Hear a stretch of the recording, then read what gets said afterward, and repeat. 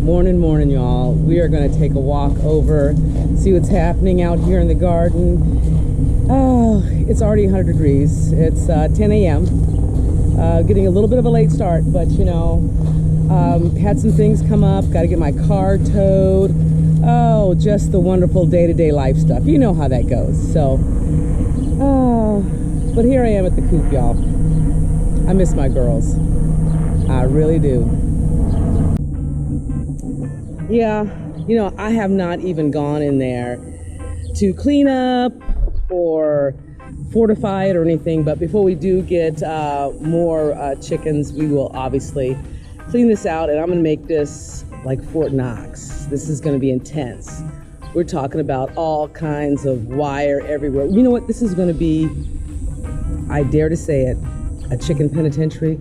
Not to punish the chickens, but to keep out the varmints. Woo! Okay, I'm glad I got that out. I feel better, yeah. I'm glad y'all listened to me on that one. I feel better. But anyway, yes, we will do that. But we want to wait, obviously, until it gets cool. No reason to bring in any baby chicks now and there to endure these horrendous temperatures. I mean, seriously, that would be cruel and unusual punishment. Well, not cruel and unusual punishment, but I mean, if we have the choice, we might as well wait until the fall. That way there's not a whole bunch of with the misters and, you know, all that kind of stuff. And oh,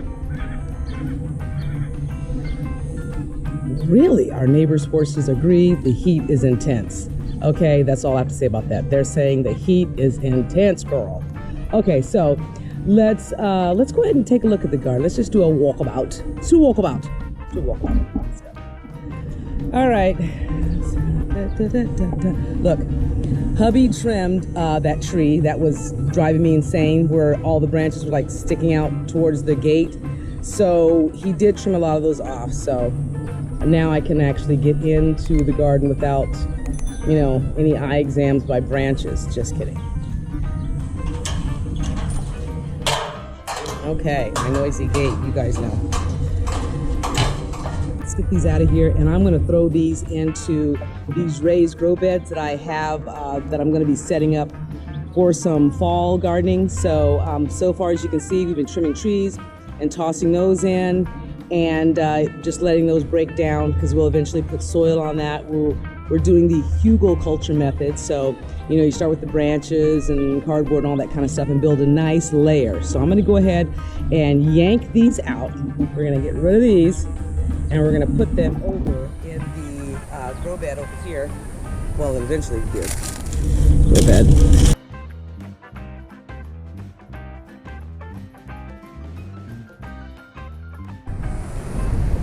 And just like that, we have an available grow bed for this fall, for our fall garden. And right next door, getting some of that water that is coming through, are these sweet potatoes. Just a random bunch of sweet potatoes. Just a volunteer growing right here. Check that out. I still have some onions in here. I want to make sure I didn't pull those up. Oops, looks like I might have pulled this one up. Yeah, let's get that back in there. Forgot I had some onions planted in here.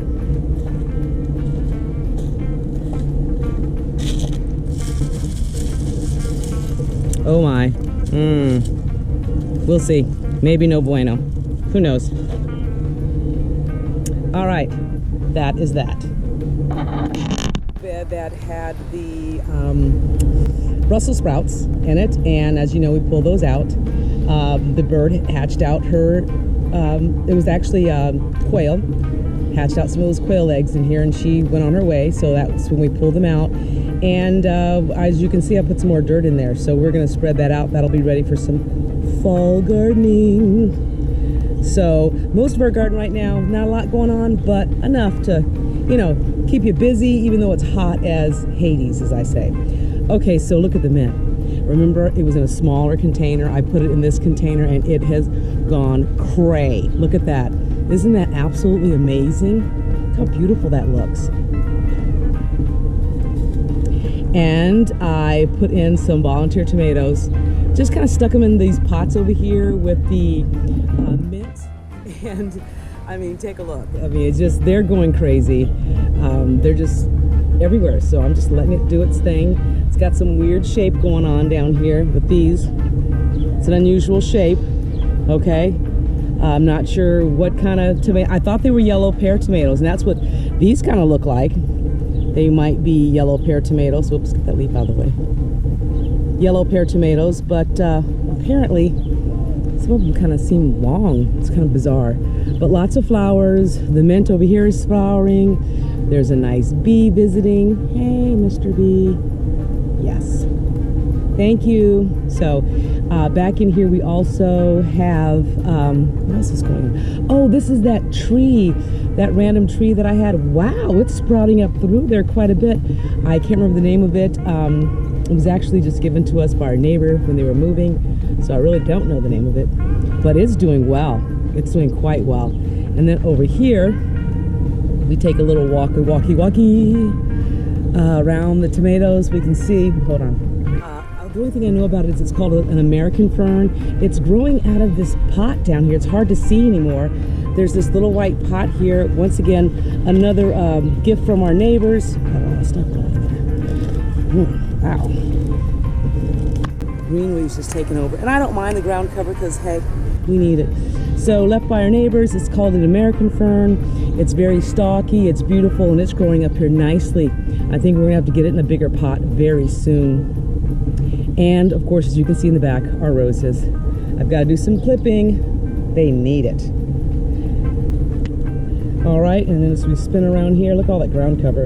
And this volunteer watermelon right here. You know, in the desert, when you get a volunteer, you just say, thank you, Lord, and just let it grow, because just be thankful for what you can get sometimes in the summertime. And this huge volunteer tomato plant is it's just going crazy.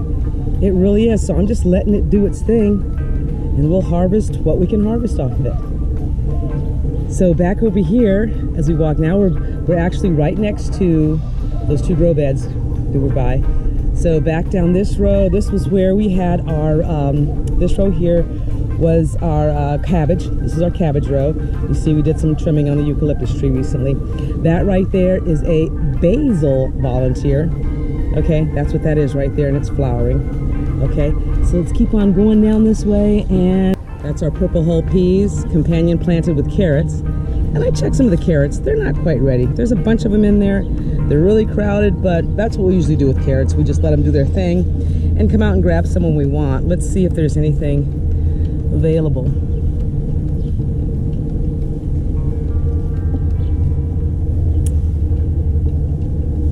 Lots of growth.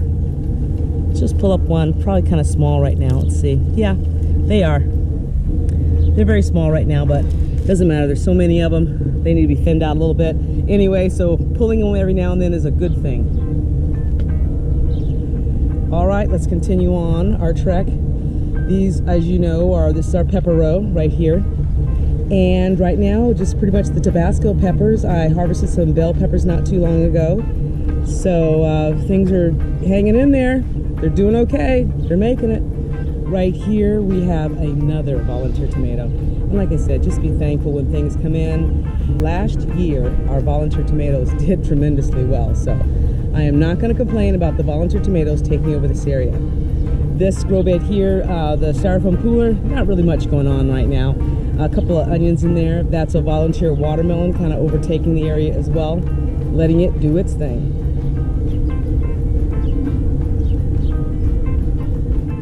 Alrighty, so now let's go up, let's walk up. Oh, I can't get through right here. Let's go around this way. Alright, so as you can see, we have some onions growing in that one right there. Alright, so I still have those going. There is some radishes. Hey, let's check on our radishes. We're gonna be able to harvest some radishes today. Let's check this out. Oops, I'm getting tangled up in a tomato plant. Hold on. Oh, hey, that is a nice looking radish there. Oh yeah, that looks good. Don't think it's quite ready though yet. Hold on.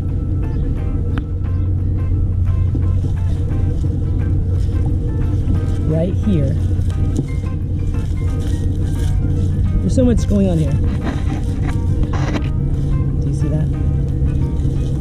See that?